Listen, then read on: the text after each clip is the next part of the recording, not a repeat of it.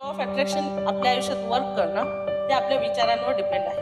तुम्ही जो विचार करता तेच तुमच्या आयुष्यात मॅनिफेस्ट होतं. ज्याच्याकडे पैसा आकर्षित होतो त्याचा वेल्दी माइंडसेट आहे, वेल्थ कॉन्शियसनेस त्याच्याकडे आहे. ज्याला पैसा मॅनिफेस्ट होत नाही, जो नेहमी तक्रार करतो, त्याच्याकडे अजून तशा सिच्युएशन्स आकर्षित होतात.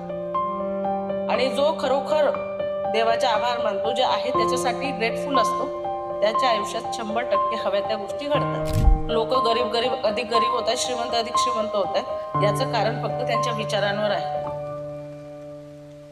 जे म्हणतात ना, रडत बसतात की माझ्याकडे वेळ नाही, मला वेळ कमी पडत आहे, त्यांनी फक्त 21 दिवस उठल्याबरोबर, सकाळी उठल्यापासून 5 वाजल्यापासून, समजा 6 वाजल्यापासून झोपेपर्यंत काय करतात हे जर ॲक्युरेट लिहिलं नसेल, त्यांना 100% कळेल की आपण कुठे माती खातो.